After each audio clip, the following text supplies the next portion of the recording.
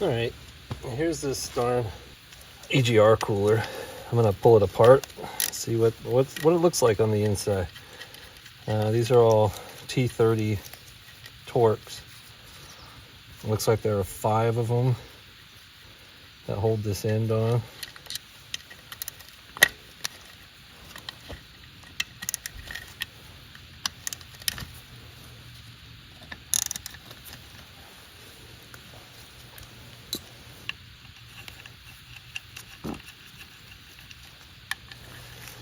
Just quickly pull them apart, see what there is to see here. Not that I need this for anything, because it's obviously bad, but might as well just take a peek at, get an idea of what we're looking at. Because it was obviously a bad leak. However, it could have also been leaking for upwards of, oh, I don't know. Given the used oil analysis I had done, I would guess, and the weird issues I was having from time to time, I would guess that it was probably leaking for at least 8,000 or 9,000 miles. Sadly enough, that is the end. It looks horrible. Clearly, there's a bunch of coolant that's on the outside there.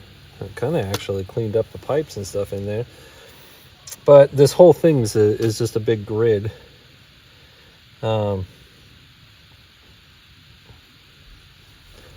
So I'm not going to be able to see anything.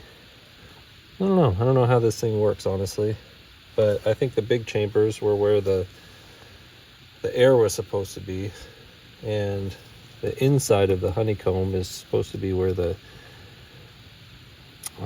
liquid is, but it's not. They're obviously not separated, so there's a leak in there somewhere. I can't get in there well enough to see exactly where it's at. Let's see, what else can I take off? I could pull this off of here, maybe that will open it up a bit.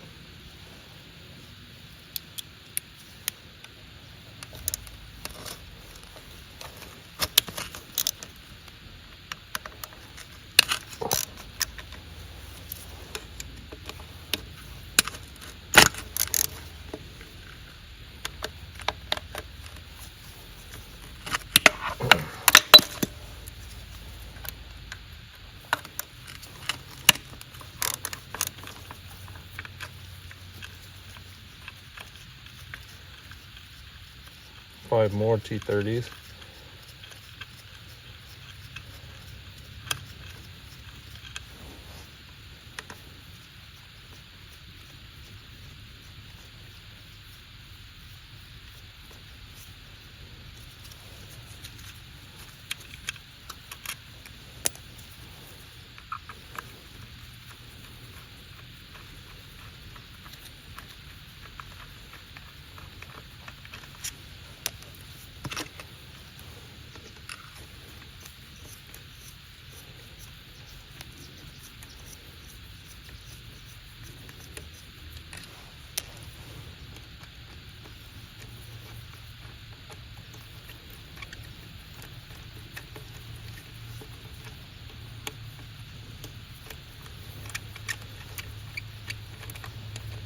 Kind of strange.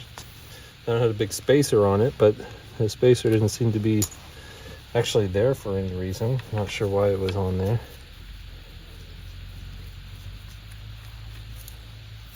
None of these bolts were attached to anything else other than these units here, so it's like they just had.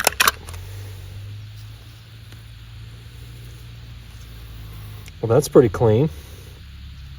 So this right here is the, let me see, yeah, this right here is the front output pipe, and that's where it comes in. These two chambers are nice and separated. This is, wait, no, this is the exhaust side.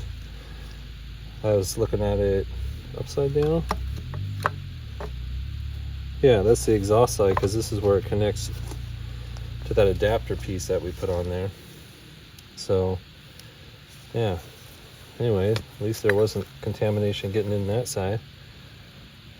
But you can see the baffling that's in there, but you can't really see into it further. I'd probably have to cut it open in order to really get a good look, which I'm not going to bother doing.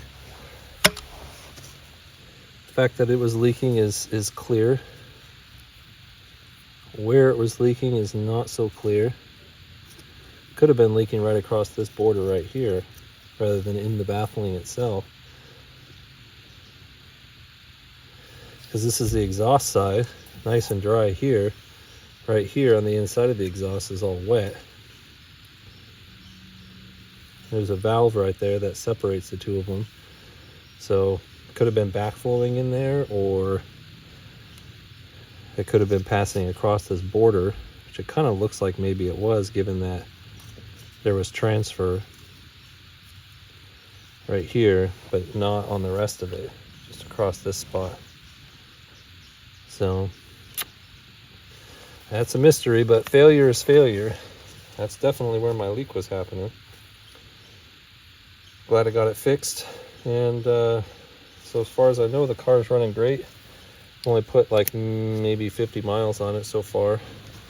And I'm letting some folks use it for the weekend, so hopefully they won't have any problems, and I'll continue using it when it gets back.